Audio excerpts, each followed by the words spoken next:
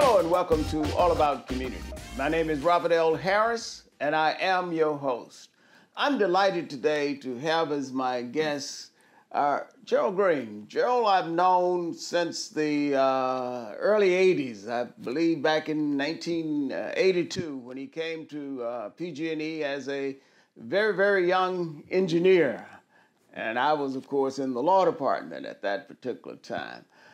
Gerald, welcome to All About Community. Gerald is the chairman of Friends of Dr. Frank Staggers.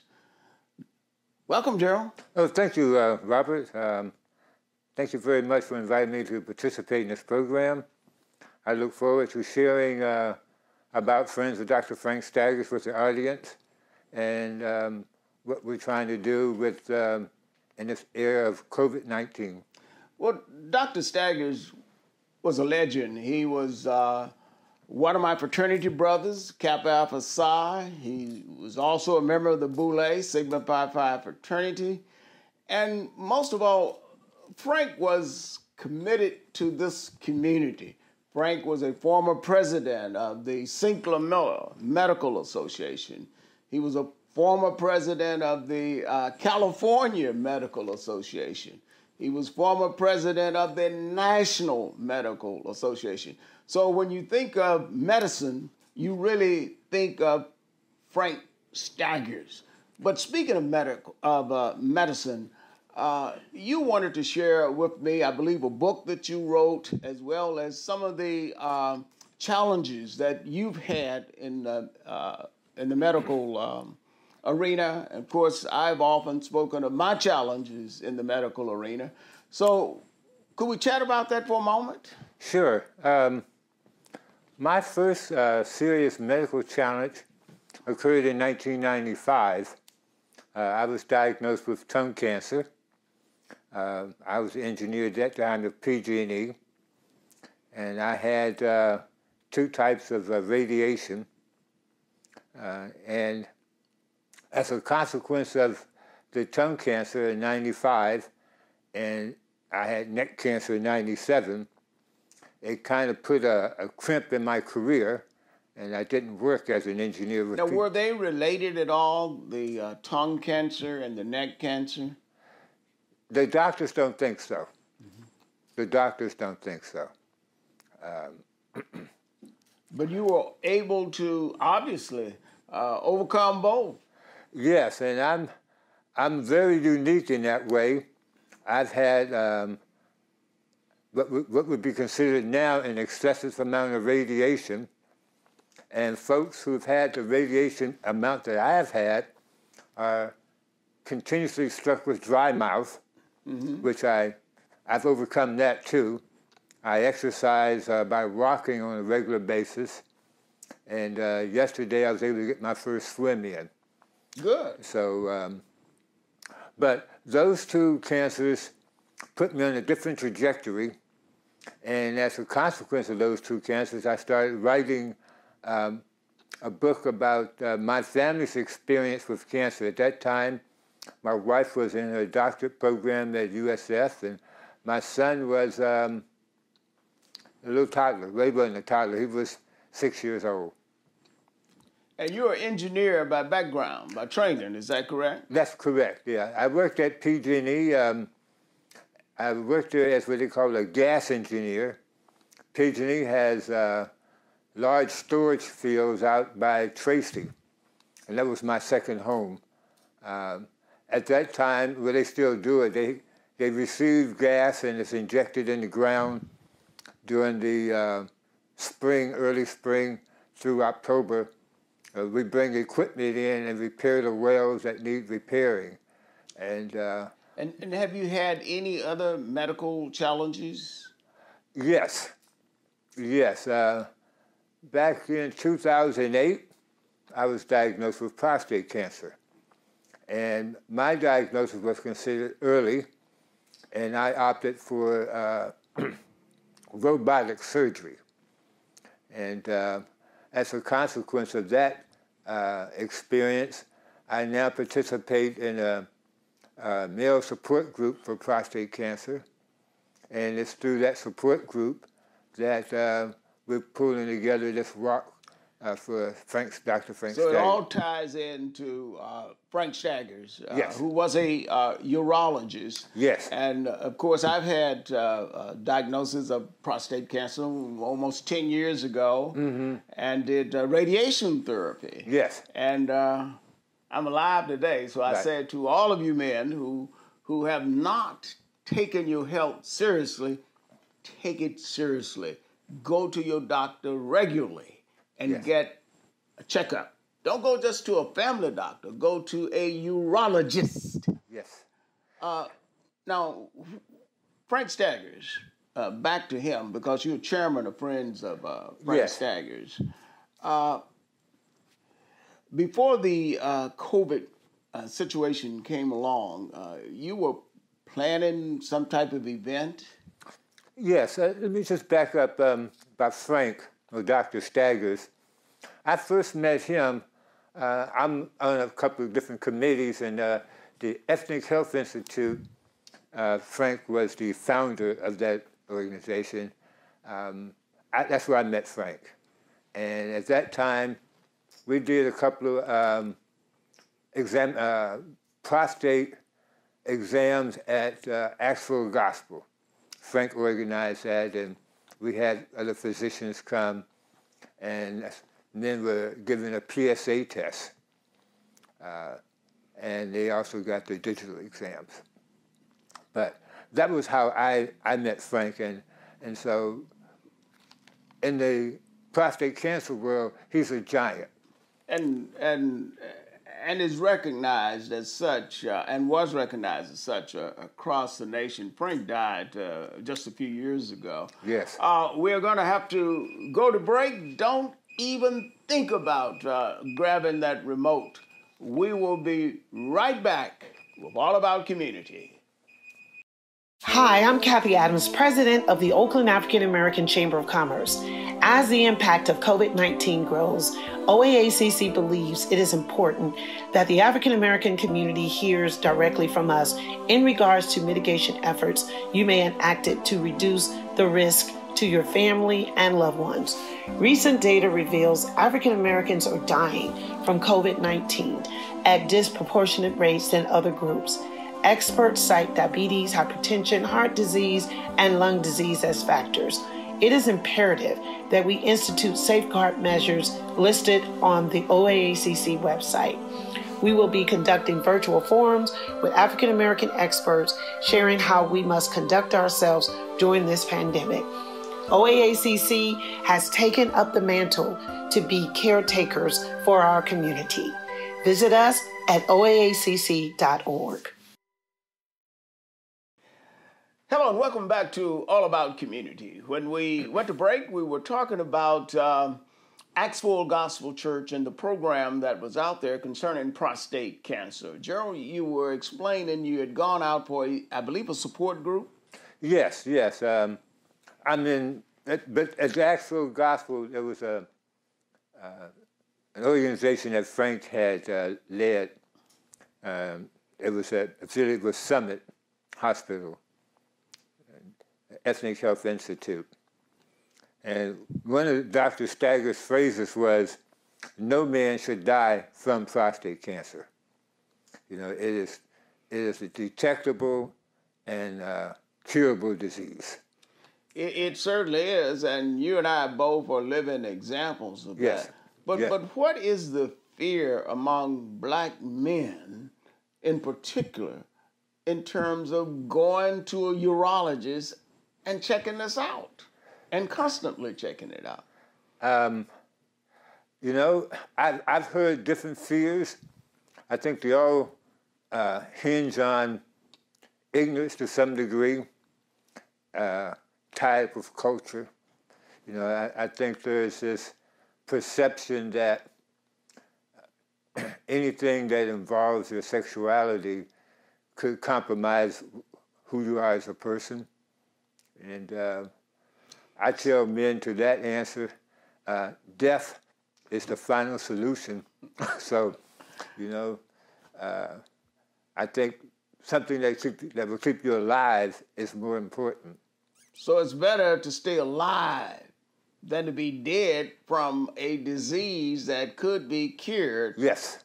My doctor told me, Dr. John Floyd, who was my physician at the time, urologist, he said, you're going to die. But you're not going to die of prostate cancer. Mm-hmm. Yeah? The good news and the bad news. Good news, you're going to live if you take care of this problem. And of course, I took care of it, happily so. I visited Dr. Floyd. Matter of fact, he did my biopsy. Is that? Well, he did mine too. Yeah. I was seeing Dr. Watson at the time, and my PSA score was less than 4, but I had did some research because I'm a cancer survivor. I had did some research, and I said, well, I really want to know what's going on. Mm-hmm. My Gleason score came back kind of borderline. It said I had cancer, but in today's world, it would probably say, well, you can do watchful waiting or active surveillance. But my wife's uncle died from prostate cancer, and he had went through treatment. And what a lot of people don't understand is, once prostate cancer is detected, if it is cured inside the prostate, you're in great shape. But once it metastasizes, a whole lot of other consequences can occur. Well, absolutely, absolutely. So, my father also died of prostate cancer at age 82, and had essentially elected not to treat it until in the final stages. But back to Dr. Floyd, he was, I guess he's no longer practicing now, but he was an amazing doctor. I could never figure out why he always insisted, even though I had a low score. I had a low score, something like barely over 2, PSA of over 2, but he kept doing the rectal. And he said, yeah, something is wrong. So, yes. It seems to be wrong here. And then insisted that I have a biopsy. And sure enough, and I just waited and just stalled around. I could have been dead 10 years ago because of waiting and seeing, waiting and watching, rather than checking it out. Even though a low PSA doesn't mean anything necessarily. Right. You need both the the score, the PSA score, and the digital. A doctor who's concerned and knows how to do that right. Exactly. Yeah. Do the digital, no matter what, in addition to the PSA. Okay, now we were, again, some of the other things that Dr. Staggers, that characterized him as a pioneer in the medical field. Some of the other stuff that he's done. You know, other than the urologist who stuff with the prostate, I know that the Ethnic Health Institute that he What found... is the Ethnic Health Institute? Please explain that to us. Okay, the Ethnic Health Institute consists of different cancer committees. At this time, it was at Summit. There was one for bladder cancer, well, there was prostate. I'm not sure if there was lung. And then there may have been another committee that wasn't really cancer related, but it was an organization that he founded. And its main purpose was to deal with the impact of these illnesses and diseases on people of color. It was people of color. So that was my introduction to Dr. Staggers. And of course, Dr. Staggers was, as I've often said, an amazing individual who was engaged. When you think about medicine, really, the person who popped in your mind was Frank Staggers. Yes. Frank Staggers, in my view, had a profound impact, not just on medicine, Yes. but also in the community at large. I recall his days of involvement with the fraternity Kappa Alpha Psi, and how vigorously he was involved. I remember the days when he was involved with Sigma Pi Phi fraternity. But that characterized the kind of man that Dr. Staggers was. We have to go to break, although I could talk all day about Dr. Staggers, but instead we are going to take a break. We will be right back with All About Community. Hi, we're Minuteman Press Oakland in downtown Oakland at 2406 Webster. We're your local printer. We help your business grow. We provide flyers, business cards, direct mail, any product that you need to promote your business, we have it. And remember, at Minuteman Press, no job is too small and no job is too big. Come by, stop at our shop at 24th and Webster, right behind the YMCA in downtown Oakland. Hello and welcome back to All About Community. Again, my name is RLHarris and I am your host. When we went to break, I was almost preaching about the legacy of Dr. Frank Staggers. But we have a new situation here in the United States and across the world, and that is the COVID, the coronavirus COVID-19 pandemic problem. Any thoughts on that, Gerald? Anything? Well, I guess what's becoming clear, if people are paying attention, is the devastating impact this is having on black and brown people. And it's exposing how a lot of communities, poor people, don't have the insurance coverage and don't go to the hospital. Or in some cases, there's been reports where someone had the proper insurance coverage, but the medical system systematically tells black folks that you're not sick or as sick. And people are being denied treatment in a timely fashion. And so all of that is having a major impact on... Well, some of that, I assume, has to do with the lack of affordable health care. Yes. Many people are not even covered by health care. We talk about Obamacare, they don't have any care. That's right. So what do we do in those situations? Gerald, any thoughts? I don't have... I would imagine the best thing to do would be somehow for our politicians to become more caring and pass some type of medical care system that covers everybody. But so you're thinking about universal health care as yes. one potential solution. Yes. But what do you think about a situation where we now have in the White House a person who is really trying to destroy health care for those who cannot afford health care?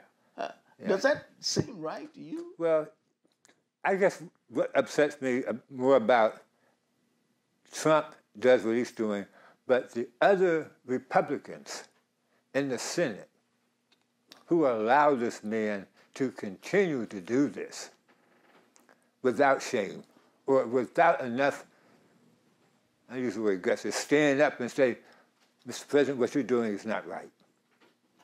No one, well, very few other than Nick Romney. So they're condoning yes. this despicable behavior. Yes. So health care becomes even more of a problem because people sit on the sidelines afraid yes. to stand up to do the right thing. Yes.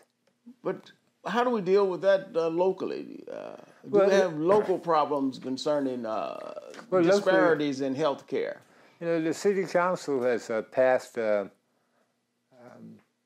don't know if it's called an ordinance or something, where they're going to put $2.5 million and make that available for small businesses that are impacted. And I'm hopeful that some of those funds will go to organizations like Roots. Now, what is Roots? Roots is a clinic in East Oakland, and they provide a lot of services to the unsheltered, to the folks who are don't have medical coverage. And I believe Roots may be one of the community healthcare agencies that are doing some of the testing. Yes. Because I know I just went to Allen Temple over the weekend to get a COVID test. Yes. Yes, Roots is a source of testing, and one of the things they're also becoming more involved in is they call contact tracing. Now, what is contact tracing? Well, contact tracing is a follow-up system. If you've been tested, and let's say you were tested positive, then there's some things that need to occur. You need to be isolated, quarantined. But if you don't have that ability, then someone has to help you in that direction. And so you go back and trace, that is, figure out who was your essentially first contact, and then go from there. Who did you come in contact next, and then you can just see a broad spectrum of people that you may have come in contact with, in particular, and possibly contaminated. Is that exactly, right? And it's a way to try to get a handle on identifying who those people are, test them, and to see if in fact they have received the virus. And so, we have to do things locally to take care of our own. But it would be much greater if the local people had funding. Funding is always an issue in this country. There's funding for things that the rich folks need or want, but when it comes down to folks who are poor and workers, there's no funding for them. In other words, there's funding for all the things that we don't need, but the things that we really do need to sustain us health-wise, we don't have funding for that. Exactly. We're going to have to go to break, Gerald, and don't grab that remote. Don't even think about touching that remote. We will be right back with All About Community. Positive Links Day program is a community center that provides disability awareness to remove some of the stigmas associated with the disabled population. We are located at 675 Hagenberger Road, Suite 255 in Oakland, California. Our mission is to be a voice for those that don't have a voice. We are recruiting community volunteers for training to assist us to develop and provide awareness for the treatment available for the disabled community. If you would like to volunteer, you can reach us at 510-878-9779. Hello and welcome back to All About Community. Again, my name is RLHarris, and when we went to break, I was talking to Gerald Green, an old friend of mine from our PG&E days back in the 80s. Gerald, in this last segment, anything that you'd like to add to perhaps what you said before, or any information that you want to give out, or if there is anything that you'd like to say about your book? You say you wrote a book. And now what is the actual name of that book? The name of my book is Life Constricted to Love, Hugs, and Laughter. And it's about my family's experience with my 3 bouts of cancer. 3 bouts? 3 bouts. And survived them all? Survived them all. And I'm on a committee, a national committee called the Head Neck Committee of the Eastern Cooperative Oncology Group. And so when I joined that committee, they had me share who I was and what cancer I've had. And so I'm coming from 25 years out now. I was 23 years out then. And once I shared with them, they all looked at me. These are all oncologists, head and neck oncologists. They all looked at me in disbelief. And then a couple of them came and said, well, you look to be okay, other than I have a surgery mark on the right side of my neck. Uh-oh. I'm sorry. Right side of your neck. Don't worry about the phone. Just ignore it. It'll go away. I forgot to tell you to cut it off. My bad. But so my book is about what my family did to support me so that I am here today. So you had a very supportive family. How important is that in terms of surgery and treatment? I think it's been proven. I've been to seminars, and one of the presentations was men who have a supportive men who have a supportive family do better than those who don't. And I'm a big believer in that.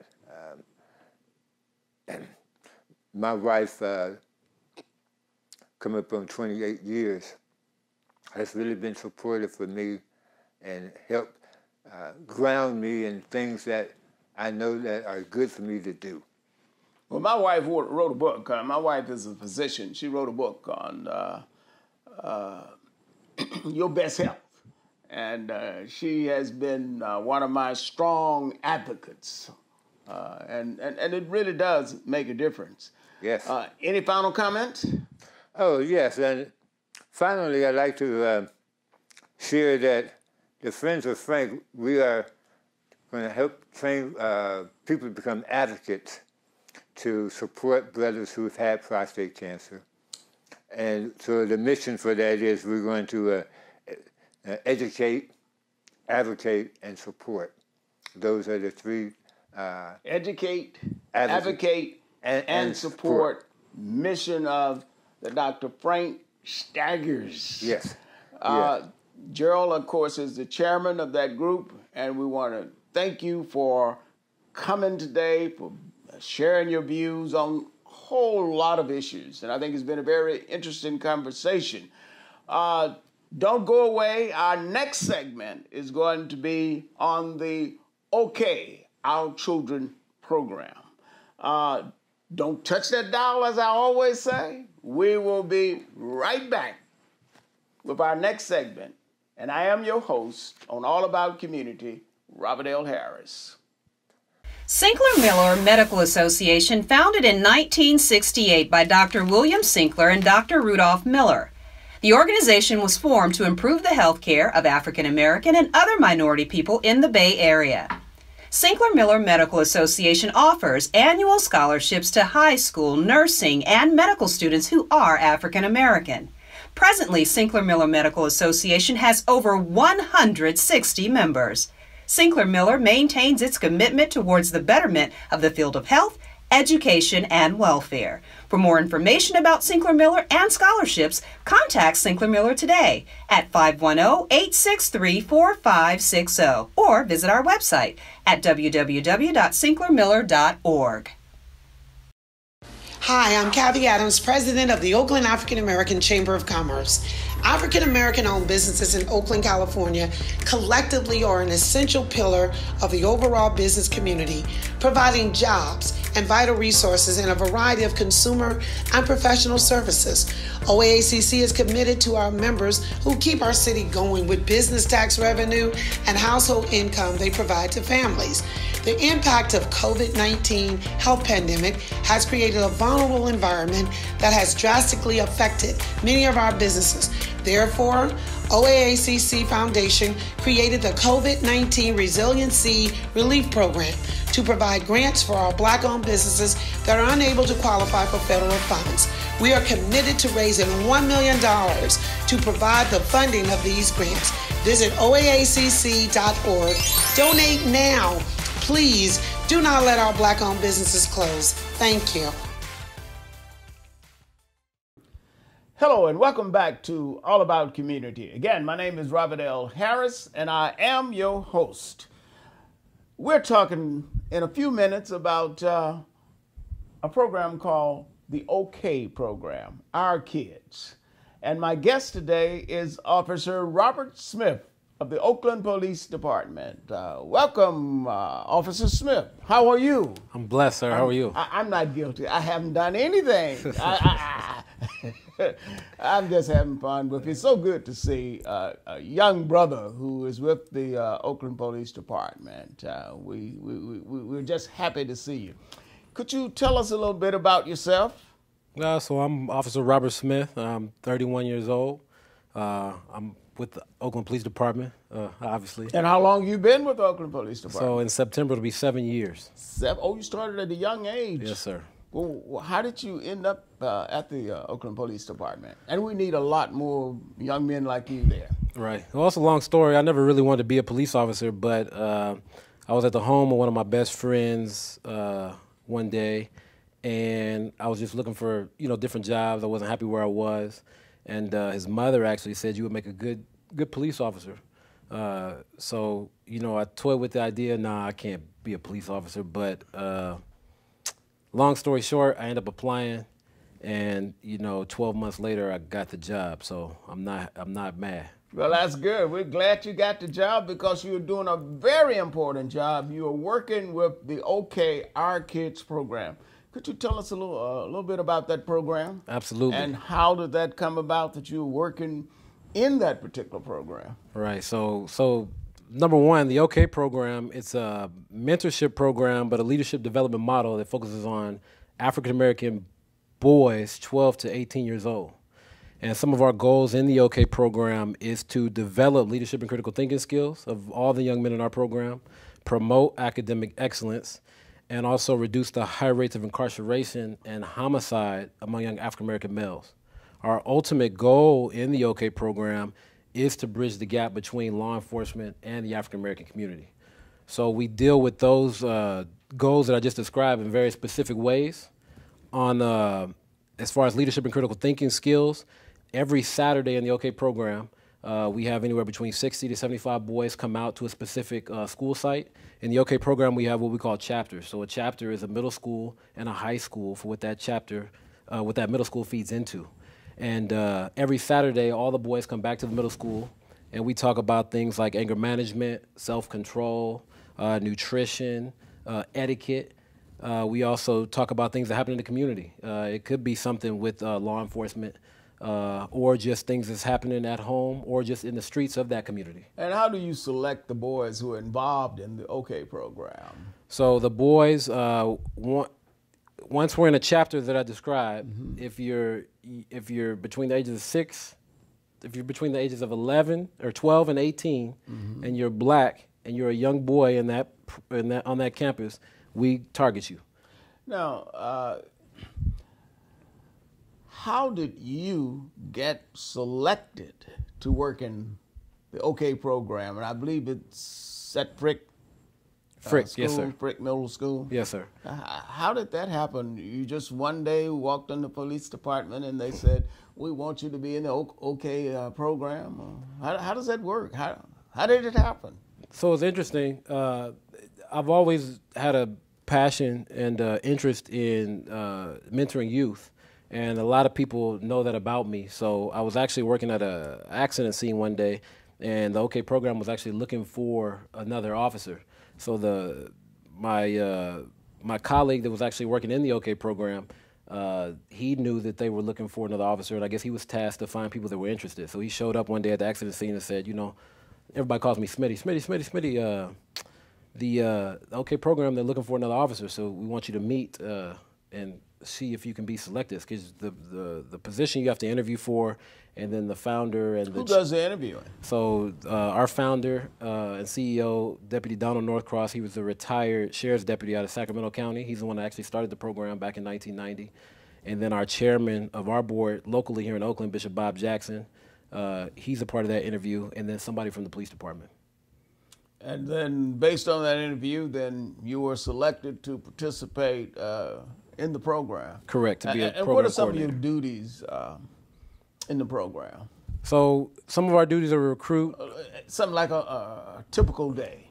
So a typical day, basically an OK program officer is tasked to be on campus every day building relationships with those boys that we recruit in the program. We're correcting bad behavior, celebrating good behavior, rewarding those boys for doing well in school with academics, citizenship. We do home visits after school. We're in the neighborhood after school, just checking up on the boys. And just overall, those boys in our program basically have their own officer that they look up to, that they know, that they respect, that they can call when they have any trouble. Because our founder says it best, black boys are the only human beings on earth. If they have a legitimate threat on their life, they won't call the police. And our job is to change that and try to bridge that gap between officers and our community. And on that note, bridging that gap, we're going to have to take a break, so don't touch that remote. Don't even think about grabbing that remote. We will be right back. All about community. Hi, we're Minuteman Press Oakland in downtown Oakland at 2406 Webster. We're your local printer. We help your business grow. We provide flyers, business cards, direct mail, any product that you need to promote your business, we have it. And remember, at Minuteman Press, no job is too small and no job is too big. Come by, stop at our shop at 24th and Webster, right behind the YMCA in downtown Oakland. When we went to break, I was talking with Officer Robert Smith of the Oakland Police Department, who's involved in what is known as the OK program, Our Kids. And indeed, they are our kids. And if we don't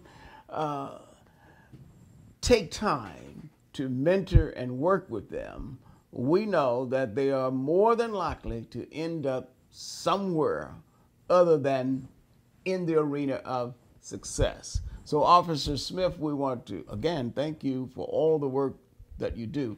And you were explaining some of the stuff that you do in terms of working with the boys when we went to break. Have you had any real success with these young black boys? Absolutely. I think our motto works because we reward our boys for good behavior and incentivize them just as if they had, if you had a father incentivizing you for good grades, or if you had an uncle incentivizing you for good grades. We do that in the OK program. When our boys achieve a 2.5 GPA or higher and have good citizenship in school, we reward them every grading period with some type of incentive. That could be a trip, a ball game, a gift card, anything, but they know ahead of time what they're working towards throughout the grading period. So we've had a lot of success with that model as far as kids that have come down from, a 0.5 GPA all the way up to a 3.0 GPA just from us working with them. It doesn't happen right away, obviously, but over time, as those boys meet that milestone and they continue to get better, we reward them, and we always do everything we say we're going to do. Now, what if a person wanted to become a mentor in the program for these young black boys? How would he do it? So that's another part of our program. What you're referring to, we call them teammates. This is a team mentoring concept. We don't do anything one-on-one. So the officer, one of his other tasks is to go out and recruit black men in the community to come out and help us mentor boys, because like I described before, we have 60 to 75 boys, sometimes more, that come out on Saturdays. So obviously we need a little help with that. So basically we recruit and organize black men.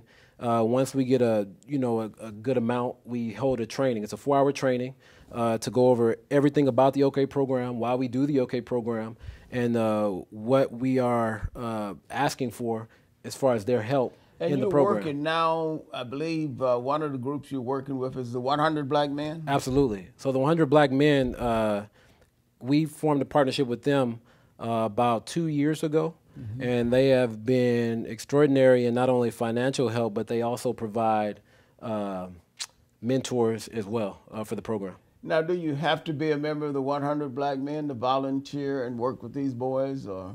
You don't. So like I described before, we go out in the community, not just with the 100, but we go out in the community and recruit black men to come mentor black boys. Once they go through the 4-hour training that we hold, which is very informative and, it's very engaging, they go through a background check. Once they're approved through the background check, then we get them a certificate, and they're now part of the organization. We only require from our men in the program to commit to 3 Saturday sessions per year. That's it. That's about 12 hours a year, and you're good. A lot of our men see how easy it is, and they do a lot more than just the 12 hours. But that's their only commitment. Now, is it, in your opinion, is it making a difference in the lives of these black boys?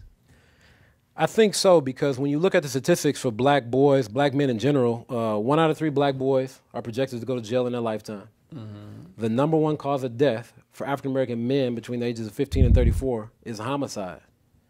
6% of the U.S. population is made up of black men. Over 40% of the population is black men. So those numbers don't add up. In jail? In jail. Okay. So, and 78% of African-American males are headed by single mothers. So black boys know all these statistics. They see it every day. And, you know, sometimes it's like, I can't make it. But when you have black men, successful black men, coming out, helping mentor these boys, and also, you know, telling them positive things. This is how you make it. They're actually seeing those men. They're interacting with those men. That brings hope to those boys. Like, man, there are black men that are successful out there. The myths, you know, the data is true, but the myths about I can't make it is not, because I'm seeing it right there in front of my face. Now, the program started how long ago, approximately? About 30 years ago, 30. In 1990. Now, have there been boys who have come through the program and gone on and done successful things in life? Absolutely. So that's obviously before my time. But, you know, when we do different events here in Oakland, Deputy Northcross, our founder, he usually invites his alumni out to those events. I've had the pleasure of meeting several of them, but they're all successful businessmen. We have some officers, some teachers, just a whole different variety of successful young black men. And I believe that the program is in a number of cities across the nation: Little Rock, Kansas Correct. City, Kansas, Miami, etc. Correct. Now, is there a selection process, or just any boy who wants to get in the program can get in? Do you go through any process? No, so like I explained before, we have to we select a chapter. So our goal when we go into a city is to find a school that needs us the most. So where are the majority of black boys, where are the majority of the issues? Because we want to go where the issues are to help fix those issues, because that's who needs us. So once we select that chapter, that middle school and that high school, we select that officer, we train that officer, and then that officer goes straight to work in recruiting those boys. Every black boy on that campus needs to be recruited in this program. We're not looking for the 4.0s, and we're not looking for the 0.5s.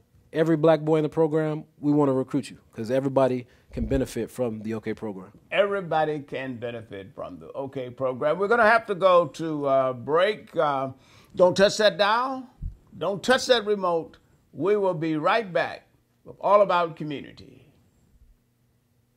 Positive Links Day program is a community center that provides disability awareness to remove some of the stigmas associated with the disabled population. We are located at 675 Hagenberger Road, Suite 255 in Oakland, California. Our mission is to be a voice for those that don't have a voice. We are recruiting community volunteers for training to assist us to develop and provide awareness for the treatment available for the disabled community. If you would like to volunteer, you can reach us at 510-878-9779. Sinclair Miller Medical Association, founded in 1968 by Dr. William Sinclair and Dr. Rudolph Miller. The organization was formed to improve the health care of African American and other minority people in the Bay Area. Sinclair Miller Medical Association offers annual scholarships to high school, nursing, and medical students who are African American. Presently, Sinclair Miller Medical Association has over 160 members. Sinclair Miller maintains its commitment towards the betterment of the field of health, education, and welfare. For more information about Sinclair Miller and scholarships, contact Sinclair Miller today at 510-863-4560 or visit our website at www.sinclairmiller.org. Come check us out at KJ's Barber and Hair Creations, located 22126 Mission Boulevard in Hayward, California. We specialize in fades, tapers, dreads, weave coloring, and more. Open Monday through Saturday, 7 a.m. to 7 p.m. and Sundays by appointments only. Like us on Facebook and follow us on Twitter at KJ's Barbershop. For more information, contact us at 510-690-9610. So come on down to KJ's Barber and Hair Creations. Hello and welcome back to All About Community. Again, my name is RLHarris. I am your host. And really, I'm excited to be chatting with Officer Robert Smith, who is involved in the OK program, which is sponsored by the Oakland Police Department, and he is intimately involved. I believe you spend full time, is that right? Full time. So I'm assigned full time to the program, and I think the police department understands the commitment needed to make a difference in the community as far as real community policing. So yes, they've allowed the OK program to partner with the city and deal with this issue that I've been. And how many officers do we have working in the OK program? So currently we have 4 Oakland police officers in the program full time. 4 police officers working full time, and that's a good commitment. That is a big commitment from the city. Yes, absolutely. Well, I suppose that the returns are pretty good. Return on investment. As I understand it, now rumor has it, I could be wrong, that the juvenile population in Alameda County has dwindled significantly. Is that correct? That's the rumor. That's yes, the rumor. But the facts are that Juvenile Hall has, I believe, somewhere around 60 some odd kids for a facility that was built for 300 and I think plus. 500 actually. So that's a big delta there. Yes, so somebody must be doing some good work somewhere. Yes, sir, absolutely. But who you think that is? Well, I hope we got something to do with it. Well, you're being modest. Yes, sir. Tell us a little bit more about what happens on a daily basis in terms of when you get up, go to the school or whatever. What's a typical day like? So again, you know, we get to the school first thing in the morning. We check in with teachers and staff just to see, you know, any pending items, what issues they might have with the kid, what we can talk to. Our main goal is not to really, we're not monitoring the kid, but we're kind of coming in the middle if that kid has an issue between the teacher or the staff and that kid. Have an issue with the teacher. What's your role at that point? So basically, I would talk to the teacher, and by now, I mean a good OK officer. Once you embed yourself in that campus, the teacher already knows who's in your program and to come talk to you if they have an issue with that kid. So by the time the teacher gets fed up, they would come talk to us about the issue that they're having. Then we would go talk to the young man, and then we would kind of develop a plan with that teacher to come to some type of consensus about, you know, how we can resolve this issue. It's not all the times our boy's fault. Sometimes, you know, a teacher's just fed up from just past transgressions that the boy's committed, and he's trying his best to do good. So sometimes we have to involve ourselves in that, respectfully, of course. But, you know, we try to give our boys the tools to be successful on campus so they can get through that, you know, middle school and high school life with drama-free. And sometimes boys being boys, they're just a pain. Absolutely. They're a pain somewhere. Yeah. And I suppose that you understand that and understand how boys can sometimes overreact or act out. Absolutely. And I suppose you use your skills to try to help them govern themselves. Yeah, absolutely. I mean, I'm black and I'm a boy, so. So you've been there. Yeah, I've been there, and I tell the youngsters all the time. You know, this is, I've been through it. I'm telling you the mistakes I made, and this is how you should handle it. So, we do pretty good in that area. And how do you account for the quote success of the program? Is it because of your presence, or is it because of your influence, or there are just many factors that go into helping a boy understand how to be a man, how to react in situations or not react in situations? I think it's many things actually. The old quote is, "It takes a village."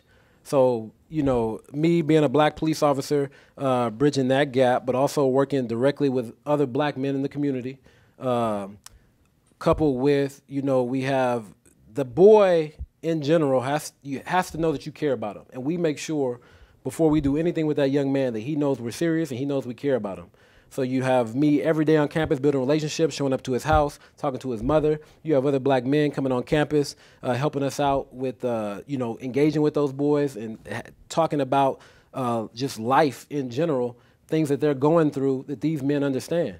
And then you have our partner and chairman, Bishop Bob Jackson, through Acts Full Gospel Church, who provides clothing for these young men, supplies for these young men, food for these young men when they need food, a feeding program through the church. Bishop Jackson also raises all the money for these boys to go on trips, to feed them on Saturdays, just to do everything we do with the program. And the key is the boys have to know that you care for them. Absolutely. We're going to have to go to break again. All About Community is really, really happy to have Robert Smith with us. So don't touch that dial. We will be right back. Hi, I'm Kathy Adams, president of the Oakland African American Chamber of Commerce. African American owned businesses in Oakland, California collectively are an essential pillar of the overall business community, providing jobs and vital resources in a variety of consumer and professional services. OAACC is committed to our members who keep our city going with business tax revenue and household income they provide to families. The impact of COVID-19 health pandemic has created a vulnerable environment that has drastically affected many of our businesses. Therefore, OAACC Foundation created the COVID-19 Resiliency Relief Program to provide grants for our Black-owned businesses that are unable to qualify for federal funds. We are committed to raising $1 million to provide the funding of these grants. Visit oaacc.org. Donate now. Please do not let our Black-owned businesses close. Thank you.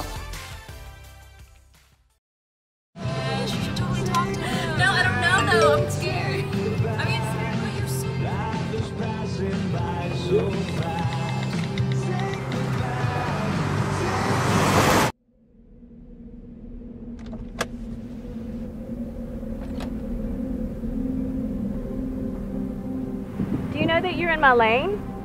No, not at all. Are you not paying attention? Are you texting? I was just checking in with my mom. I was telling her that I thought we'd be home by 6. It's okay. There's enough time. Just pay attention. I'm not even halfway through my text. There's no way. I'm not even going to look up. My babies are in the car. You have to pay attention. It's just supposed to be a quick text. I'm so sorry.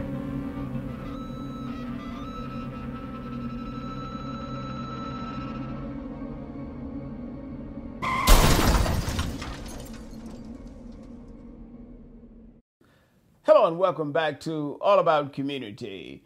When we went to break, again, I was talking with Officer Robert Smith of the Oakland Police Department, and we were really engaged in a conversation concerning the OK program, a program designed to have an impact on our young men and help them understand better the relationship between them and the police department.